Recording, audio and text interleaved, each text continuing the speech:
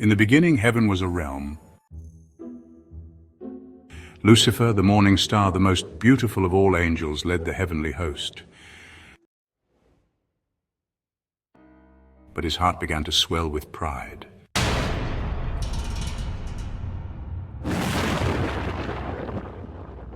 Fueled by his insatiable desire, Lucifer led a rebellion against the Almighty. The archangel Michael rose to defend the throne, leading the forces of good against the dark tide. Enough! Lucifer was cast out, becoming Satan. Thus began the eternal struggle between light and darkness.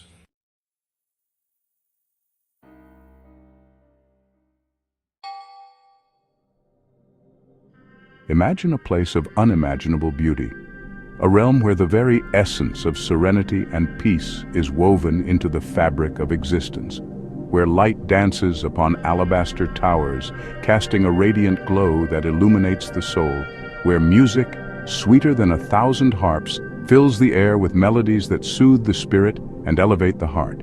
This is heaven, a realm of eternal grace, where every moment is a symphony of joy and peace. Now picture the abyss, a stark contrast to this celestial paradise. A chasm of fire and shadow, where darkness reigns supreme and hope is but a distant memory. Where screams echo through the darkness, a testament to endless suffering and despair. A place where the light of redemption never shines. This is hell, a dominion of eternal torment, where the souls of the damned are forever ensnared in a cycle of pain and anguish. This is the tale of the fall, the descent from the highest heights to the lowest depths, a journey from divine grace to utter desolation. It is the story of Lucifer, the morning star, who dared to challenge the heavens and was cast down into the abyss, a tragic figure whose pride led to his ultimate downfall. Before the fall, he was known as Lucifer, the light bringer. The most beautiful of all angels, his wings shone with the radiance of 1,000 suns. His voice, when he spoke, was like thunder mixed with the music of the spheres. He was the most powerful of all God's creations, save for God himself. He stood at the right hand of the Almighty. He was the morning star heralding the dawn of creation. Pride, it is said, comes before the fall. And Lucifer, for all his beauty and power, was not immune. A serpent's whisper, a seed of doubt planted in his heart. Was he not as worthy as his Creator? Did he not deserve the same adoration? The seed grew, twisting and turning until it blossomed into a dark and terrible ambition. Lucifer desired to be like God, to rule heaven itself. The rebellion began subtly, a murmur of discontent among the angels. Lucifer, with his silver tongue, spoke of freedom and equality. He promised them power and dominion over the heavens. He spoke against God, questioning his motives. A third of the angels, seduced by Lucifer's promises, flocked to his banner. And so the stage was set for the first war, a war that would tear apart the very fabric of creation. A river of swords and shields. This river, a silent witness to the chaos and destruction, flowed through the heart of the battlefield. Each weapon, a testament to the fierce and unyielding spirits of the warriors who once wielded them. The water, now stained with the memories of countless battles, carried with it the echoes of clashing steel and the cries of fallen heroes. The battle raged in heaven. Celestial beings, once united in purpose, now found themselves divided by a conflict that shook the very foundations of their existence.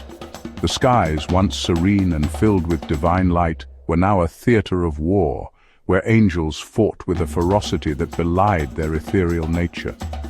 Swords of light clashed against whips of flame.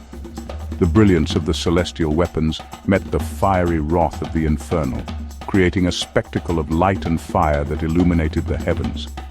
Each clash was a testament to the unyielding resolve of the combatants, their determination to fight for their beliefs, unwavering. The very foundations of the celestial realm trembled.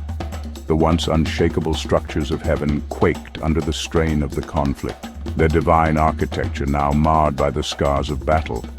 The celestial city, a symbol of divine order, was now a battleground, its streets echoing with the sounds of war.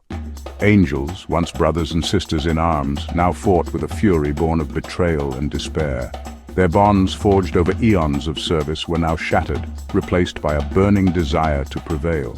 The battlefield was a testament to their inner turmoil, each strike fueled by a mix of sorrow and rage. For a time, it seemed as if Lucifer might prevail. His presence on the battlefield was a force to be reckoned with, his dark aura spreading fear and doubt among the ranks of the loyalists. His strength and cunning made him a formidable opponent, one who seemed almost unstoppable. His power was immense, his rage unstoppable. The fallen angel's fury was like a storm, relentless and all-consuming. His eyes burned with a fire that seemed to pierce the very souls of those who dared to oppose him, his wrath a testament to his unyielding ambition. The archangel Michael, God's most trusted warrior, led the loyalist forces. Clad in radiant armor, he was a beacon of hope amidst the chaos. His presence inspired the angels, his unwavering faith and courage a rallying point for those who still believed in the divine order. But even he struggled against the might of the fallen angel. The battle between Michael and Lucifer was a clash of titans, each strike a testament to their immense power and determination. Despite his strength and skill, Michael found himself pushed to his limits, the outcome of the battle hanging in the balance. Cast down. But Lucifer had misjudged the depths of God's power. With a voice that shook the heavens, God declared Lucifer vanquished. He cast him out of heaven, down into the abyss. The fallen angel, his beauty marred by rage and despair, fell like lightning from the sky. With him fell his legions, cast down into the darkness. He was no longer Lucifer, the light-bringer. He was Satan, the adversary, the fallen one. Below the earth, in the heart of nothingness, a realm of fire and shadow writhed. This was the abyss, a place of eternal torment where the fallen angels were imprisoned. But Satan, even in defeat, remained defiant. He rallied his legions, his heart ablaze with hatred. He would create his own kingdom, a kingdom of darkness to rival the light of heaven, and so hell was born. Hell was not a place of anarchy. Satan, now a king in his own right, established a hierarchy among the damned. He appointed demons of great power as his lieutenants, each ruling over a specific domain of sin and suffering. These were the dukes of hell, masters of deceit and temptation. Beelzebub, the lord of the flies, Asmodeus, the demon of lust and desire, and many more, each more terrible than the last. The influence of hell spread like a disease. Demons whispered in the ears of mortals, tempting them with promises of power, wealth, and forbidden knowledge. They exploited their weaknesses, their fears and desires. Every sin committed, every act of cruelty, and every betrayal strengthened the power of hell. The fall of Lucifer is a cautionary tale, a reminder that even the brightest light can be consumed by darkness. It is a story that has been told for centuries, echoing through the halls of history and mythology. Lucifer, once the most radiant of all angels, was cast out of heaven due to his overwhelming pride and ambition. His descent serves as a powerful symbol of the consequences that come with hubris and the relentless pursuit of power. It speaks to the dangers of pride, ambition, and the seductive allure of power.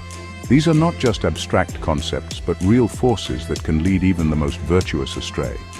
The tale of Lucifer's fall is a stark reminder that the line between good and evil is often thin and easily crossed. And it reminds us that the battle between good and evil is not fought on some distant battlefield, but within our own hearts. Every choice we make, every action we take, contributes to this eternal struggle.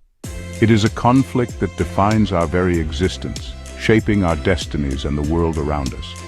It is a struggle that has raged since the dawn of time and will continue until the end of days. This eternal conflict is woven into the fabric of our lives, influencing our thoughts, our actions, and our very souls. As we navigate through life, we must remain vigilant, ever aware of the forces at play within us and around us.